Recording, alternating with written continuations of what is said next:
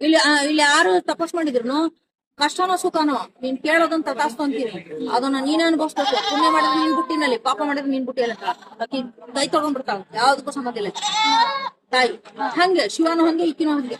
ಅದಾದ್ಮೇಲೆ ಇಲ್ಲಿ ತಾಯಿ ಸ್ವಯಂ ಇದ್ದಾಳೆ, ಗೊತ್ತಾಯ್ತಾ? ಯಾರಿಗೂ ಹೆದರೋಷ್ಟು ಅವಶ್ಯಕತೆ ಇಲ್ಲ. ಬರ್ಬೇಕು, ಧೈರ್ಯವಾಗಿ ಬರ್ಬೇಕು.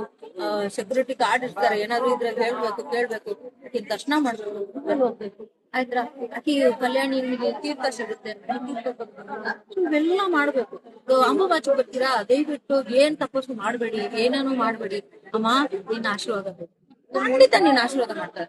ನಿನಗೆ ಏನ್ ಒಳ್ಳೇದಂತ ನನಗೆ ಆಶೀರ್ವಾದ ಅಂದಾಗ ಓ ಆಗೋಗ್ಬಿಡುತ್ತೆ ಅಷ್ಟೇ. ಅದ್ ಏನು ಕೇಳಲ್ಲ, ಮತ್ತೆ ಇಷ್ಟೇ ಇರೋದಿಲ್ಲ. ಏನು ಬಹಳ ಬಂದಿದ್ ಖುಷಿ ಇದೆ. ಈಗ 20 ಜನ ಸಿಕ್ಕರು, ಬರ್ಲಿ ಅವ್ರುನು. ನಾನ್ ಹೇಳ್ತಾ ಇರೋದು ಬರ್ಬೇಕು, ಅಮ್ಮನ ಹತ್ರ ಬರ್ಬೇಕು.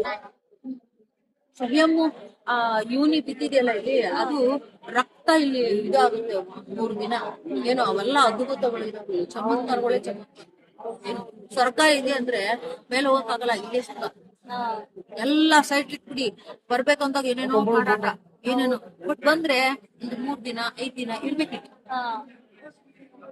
ಬಂದ್ ಹಿಂಗ್ ಹೋದ್ರೆ ಫಲ ಸಿಕ್ಕಲ್ಲ. ಒಂದು ನೀವು ಡಿಸೈಡ್ ಮಾಡ್ಬಾರ್ದು, ಒಂದ್ 5 ದಿನ ಇರ್ತೀನಿ, ಒಂದು 4 ದಿನ ಇರ್ತೀನಿ, 3 ದಿನ ಇರ್ತೀನಿ ಅಂತ ಬಂದಾಗ ನೀವು ಪರಿಕ್ರಮ ಮಾಡ್ಬೇಕು. ಒಂದು 11 ಪರಿಕ್ರಮ ಮಾಡ್ಬೇಕು. ಅವಾಗ ತಾಯಿ ಸರಿ ಆಯ್ತು ತಥಾಸ್ತು. ಸೊ ನೀವು ಅನ್ಕೊಂಡಿರೋದು ಫಲಿಸ್, ಆಯ್ತಾ? ಸೊ ಇದೆಲ್ಲ ಸತ್ಯ ಇಲ್ಲಿ, ಆಯ್ತಾ? ನೀವು ಜಪ ಮಾಡ್ಬೇಕು, ತಪ ಮಾಡ್ಬೇಕು, ಅವೆಲ್ಲ ಏನು ಇಲ್ಲ. ನಿಮ್ಮನ್ನ ಯಾರು ಏನು ಡಿಸ್ಟರ್ಬ್ ಮಾಡಲ್ಲ. ಕಾನೂನು ತುಂಬಾ ಸ್ಟ್ರಿಕ್ಟ್ ಇದೆ, ಆಯ್ತಾ?